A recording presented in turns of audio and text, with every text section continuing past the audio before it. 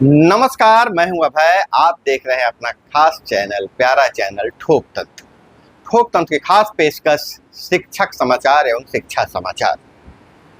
तो दोस्तों, अभी जो के पाठक गए हैं छुट्टी पर, उसके बाद जो नए एसीएस हैं, एस सिद्धार्थ, लगातार उनके फैसलों को बदल रहे हैं। ताबड़तोड़ शिक्षा विभाग में चिट्ठियां निकल रही है और कई फैसले लिए गए हैं। बच्चों से संबंधित, शिक्षकों से संबंधित, ट्रांसफर पोस्टिंग से संबंधित कई तरह के लगातार पत्र जारी किए गए हैं। जैसा लग रहा है कि के पाठक ने जितने भी नियम कानून बनाए थे, जो भी गतिरोध था, उसको इस सिद्धार्थ खत्म कर देंगे। तो के पाठक के बाद जो उनके फैसले को, जो महत्वपूर्ण फैसले को बदल रहे हैं, उस पर हम नजर डालते हैं। लगातार 4-5 फैसले को बदले हैं।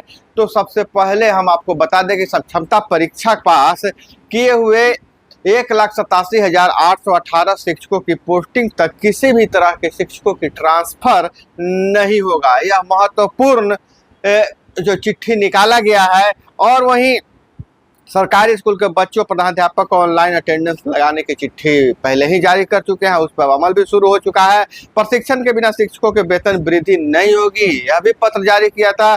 गर्मी के चलते शिक्षकों की छुट्टी बढ़ाई गई थी, जो अब तक छुट्टी नहीं दी गई थी। शिक्षकों के विद्यालय बुलाया जाता था, लेकिन इन्होंने छुट्टी दिया शिक्षकों को। और बहुत ही महत्वपूर्ण एक फैसला आया है कि मिड मील की निगरानी करेंगे जीविका दीदी। अब वहीं स्कूल में अनुपस्थित रहने वाले बच्चों के नाम भी नहीं काटे जाएंगे। इस सिद्धार्थ ने के पाठक के फैसले को पलट दिया है। जैसा कि आपको पहले ही बताए थे कि एक शिक्षिका को के पाठक के फरमान को पूरा करने में उन्हें भुगतना पड़ा था। ग्रामीणों से पिटाई हो गई थी उनकी और उनका पैर टूट गया था। तो इस सिद्धार्थ ने बहुत ही प्रैक्टिकल कई फैसले लिए हैं। उतना ही नहीं, कुलपतियों की बैठक जो होती थी विश्वविद्यालयों में, उसमें एसीएस नहीं जाते थे, उस परंपरा को भी तोड़ा, इस गतिरोध को भी समाप्त किया और लगातार बैठक में भी जा रहे हैं। तो लगातार सबसे निगाह से जो फैसले पलटे गए हैं उस पर नजर डालते हैं और कुछ नए लेटर आए हैं उस पर हम नजर डालते हैं। तो सबसे पहला है कि सक्षमता परीक्षा पास किए 1,87,818 शिक्षकों की पोस्टिंग तक किसी भी तरह का शिक्षकों का ट्रांसफर नहीं होगा। सक्षमता परीक्षा पंचायती राज व नगर निकाय संस्थाओं द्वारा नियुक्त शिक्षकों की सरकारी कर्मी बनने के बीते मार्च अप्रैल में हुई थी। बनाने के लिए जो मार्च अप्रैल में जो परीक्षा हुई थी, इस परीक्षा में पास किए शिक्षकों की काउंसलिंग व पोस्टिंग की कार्रवाई हो रही है। माध्यमिक शिक्षा निदेशक सन्नी सिन्हा ने सभी जिला शिक्षा पदाधिकारियों को निर्देश दिया है कि शिक्षकों की पोस्टिंग के पहले जिले में किसी भी तरह का शिक्षक ट्रांसफर नहीं किया जाएगा। यह बहुत ही महत्वपूर्ण है।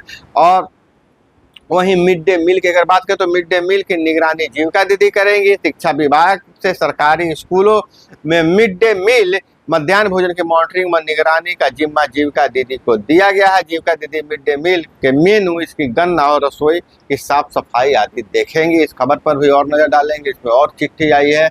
और इधर स्कूलों में सबसे महत्वपूर्ण जो फैसला हुआ है, स्कूलों में अनुपस्थित रहने वाले बच्चों का नाम नहीं कटेगा। इस सिद्धार्थ ने के पाठक के फैसले को बदल दिया है।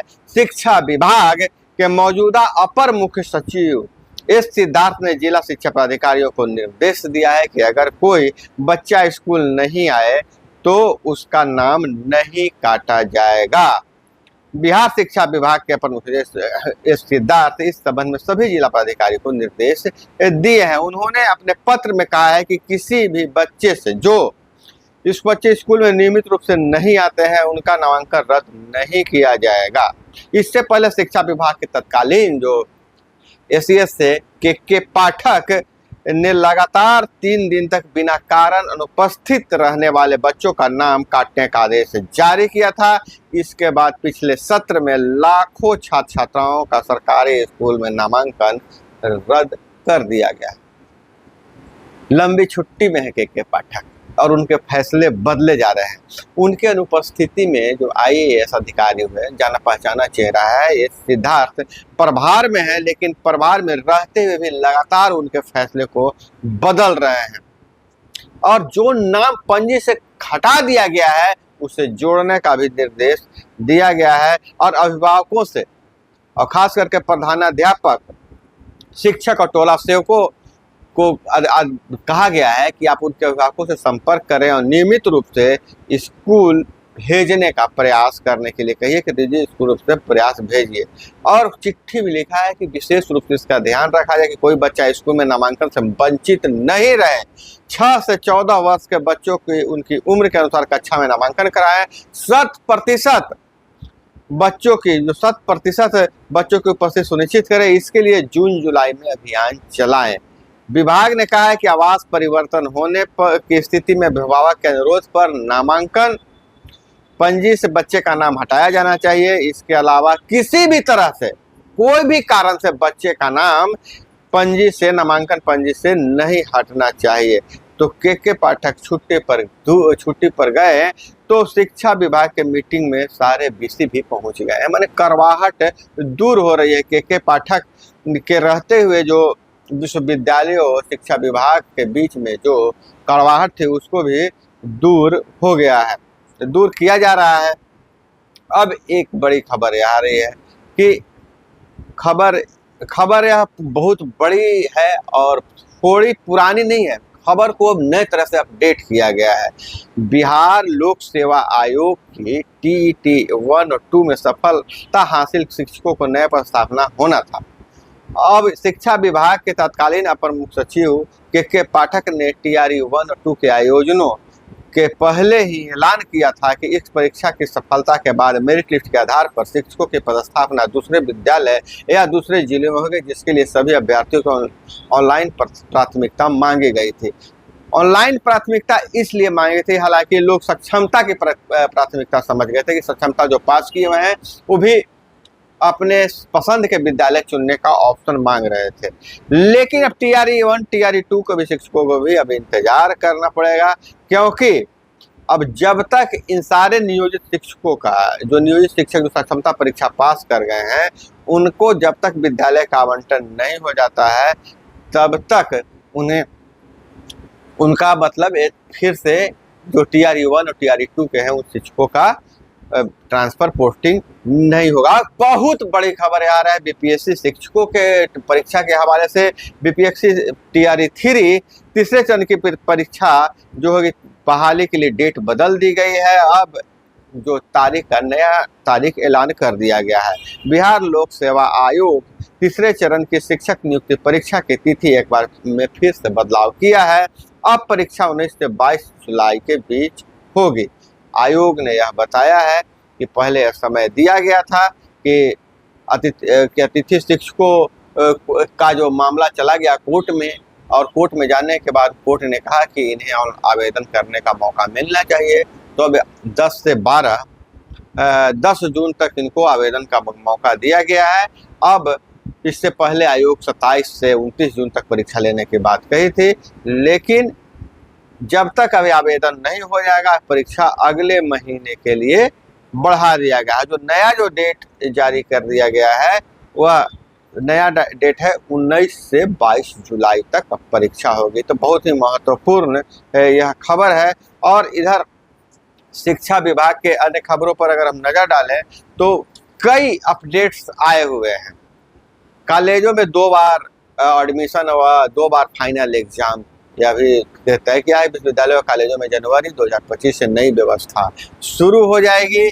जनवरी व फरवरी में होगा दूसरा सत्र और दोनों की प्रवेश परीक्षा अलग अलग होगी। 2022 में पहला प्रयोग, 1 साल में डिग्री मिली है।